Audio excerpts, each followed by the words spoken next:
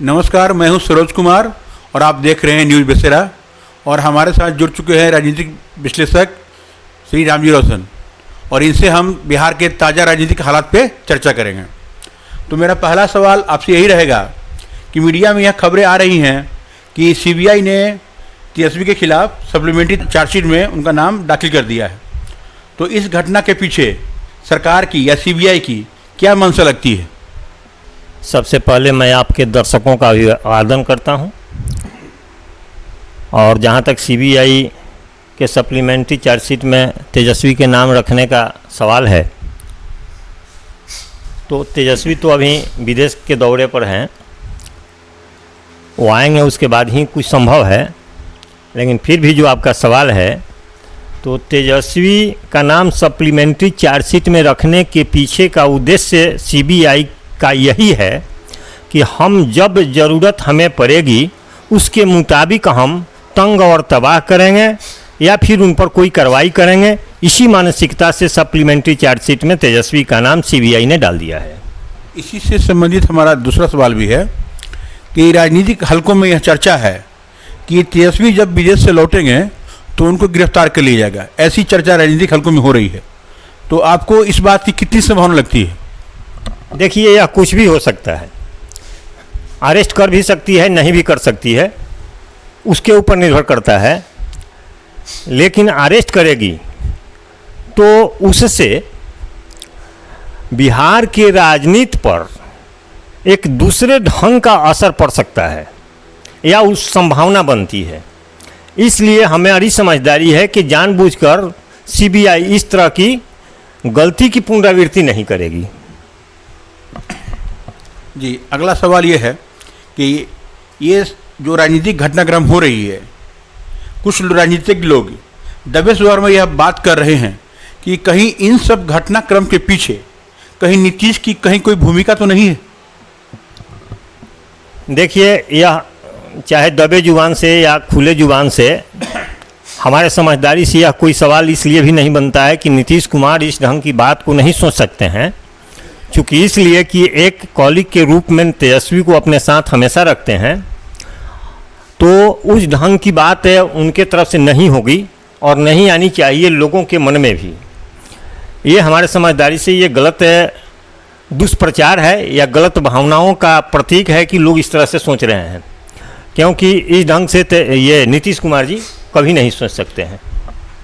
लेकिन तर्क देने वाले यह तर्क देते हैं कि यदि सीबीआई तेजस्वी को गिरफ्तार कर लेती है या इस केस में तेजस्वी का नाम खराब हो जाता है तो तेजस्वी की सीएम की जो उम्मीदवारी है वह स्वतः ही कमजोर हो जाएगी। इसलिए तर्क देने वाले लोग यह कहते हैं या तर्क देते हैं कि हो सकता है कि नीतीश की भूमिका हो सकती है। देखिए, तेजस्वी को मुख्यमंत्री बनना होगा तो बन के रहेगा, यह किसी के रोकने से नहीं रुकने वाला है। बहुमत जब उसके पक्ष में आएगी तो स्वाभाविक है कि वह मुख्यमंत्री बनेगा। उसमें न नीतीश कुमार रोक सकते हैं, न दूसरे दल के लोग बाधक बन सकते हैं। बाधक बनने का तो सवाल ही नहीं है। और इसके पहले भी आपने देखा है कि कितनी संख्या में उसके विधायक जीत करके आए हुए थे, और भी आ जाते 10-5 तो क्या होता, कोई रोकता? तो इस तरह से ये भ्रामक बात है। और ये माने हमारी समझदारी से राजनीतिक के सोच का परिपक्व सोच नहीं है, राजनीतिक परिपक्व सोच का ये देन नहीं है। लोग जिस तरह से सोच रहे हैं या जो सवाल आपने किया, वो हमारे समझदारी से ये बेतुका सवाल है।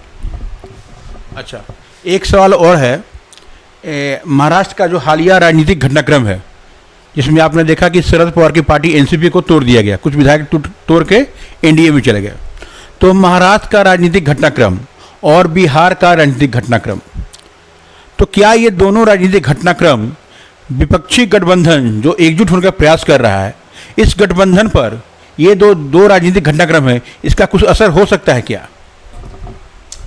देखिए, अभी हमने देखा है कि एनडीटीवी ने जो सर्वे किया है महाराष्ट्र के अंतर्गत, वहाँ मास लोग शरद पवार के पक्ष में उतर चुके हैं, हजारों लाखों की संख्या में। इस तरह से उनको मास लीडर के रूप में भी महाराष्ट्र के मास लीडर के रूप में भी शरद पवार को जाना जाता है। जिस तरह से बिहार के अंदर लालू यादव को मास लीडर के रूप में जाना जाता था, ठीक उसी तरह से महाराष्ट्र में भी शरद पवार को मास लीडर के रूप में जाना जाता है। और ऐसा कोई बात नहीं है कि शरद पवार अजीत पवार जैसे लोगों से वह पराजित हो जाएगा या उनकी हार हो जाएगी या उनकी जीत को शरद पवार स्वीकार कर लेंगे, ऐसा कुछ नहीं है। शरद पवार के पास आज भी विधायकों की संख्या काफ़ी है। अजीत पवार तो अब क्या नाम है, वो संपवा छुछुंदरवा का खेला हो गया है, न अब घोटने घोटा रहा है, न उगिल्ले उगला रहा है। एक सांसद था वह भी शरद पवार के साथ आ गया और कुछ विधायक लोग भी इनके साथ आ गए। अब उनके पास बचा नहीं, चूंकि 36 के आंकड़े को उनको पाना था। 36 की संख्या विधायकों की होती तब जाकर के अजीत पवार तोड़ कानून के बाहर होते, लेकिन अब तो तोड़ कानून के अंदर आ रहे हैं। बहुत ज़्यादा संख्या में शरद पवार के साथ है क्या नाम है विधायक लोग आ रहे हैं। इसलिए शरद महाराष्ट्र में कोई समझिए कि घटनाक्रम नहीं बल्कि अजीत पवार का राजनीतिक मौत हुआ है।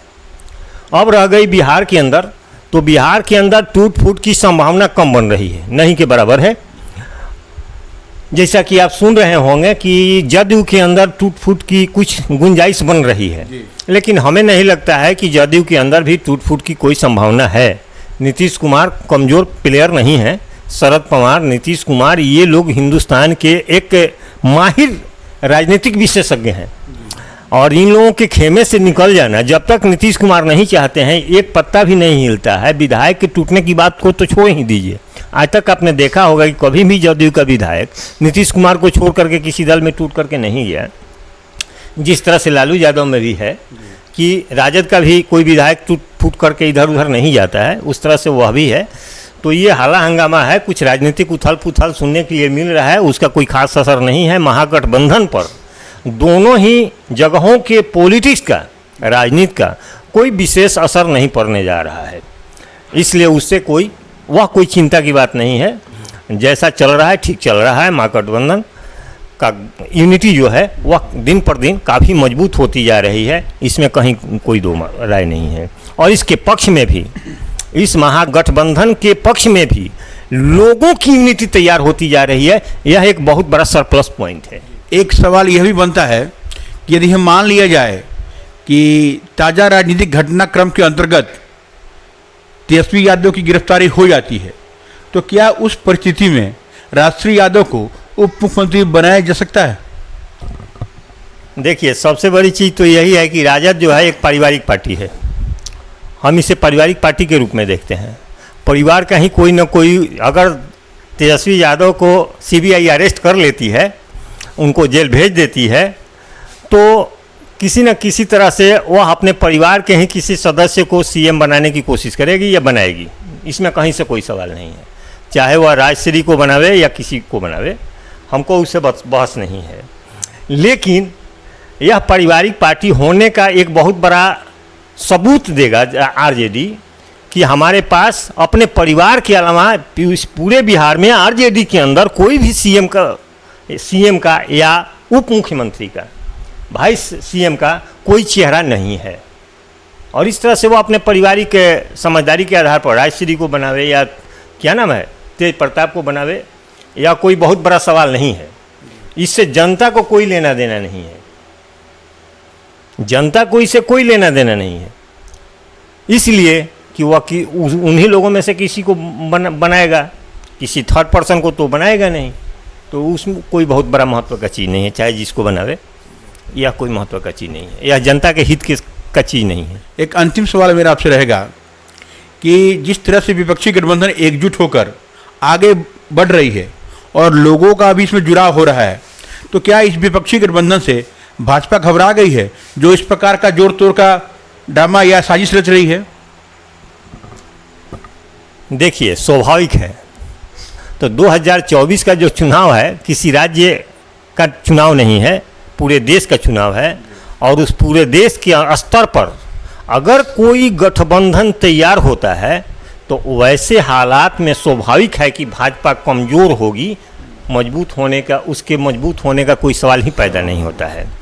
तो जैसे भाजपा किस हालात में मजबूत रहती है, जब ये लोग आपस में टूट फूट की स्थिति में आकर के अलग अलग तरह से चुनाव लड़ते हैं, तो आपस में ही ये लोग वोटों को बांट लेते हैं और भाजपा कम वोटों से निकल जाती है।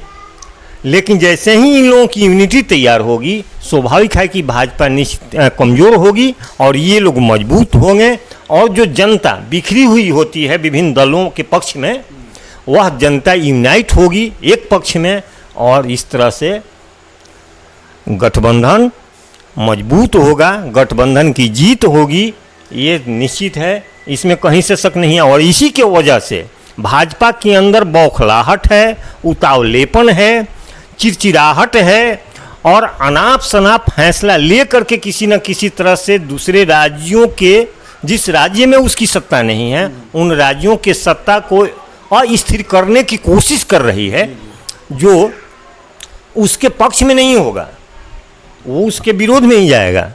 लेकिन वह अपनी कोशिश कर रही है कि हम किसी तरह से राज्य स्तरीय सत्ता को तितर बितर करके अपना किसी न किसी रूप में उल्लू साधते रहें, और लोगों पर इसी तरह की कार्रवाई को करते रहें, जैसे सीबीआई का इस्तेमाल, ईडी का इस्तेमाल, इन सारे चीज़ों का इस्तेमाल इसीलिए कर रही है कि लोग तंग तबाह रहें। माने राजनीति करने वाले लोग, आम जनता नहीं, राजनीति करने वाले लोग, राजनीति करने वाली पार्टी तंग तबाह होती रहे, सशंकित रहे, भयभीत रहे भाजपा से। इसी सब वजह से वह इन सारे कार्रवाइयों को करने की कोशिश कर रही है। चलिए, इसी के साथ आपके दर्शकों को धन्यवाद जी। तो दोस्तों, आपने अभी हमारी चर्चा सुनी। यदि आप इस मुद्दे पर कुछ कहना चाहते हैं तो कमेंट बॉक्स में आकर अपने राय से आप कमेंट कर सकते हैं, और यदि आपको हमारा प्रोग्राम अच्छा लगा तो कृपया इसे लाइक करें, शेयर करें और सब्सक्राइब करें। आगे हम फिर मिलेंगे किसी नए मुद्दे के साथ, तब तक जय हिंद।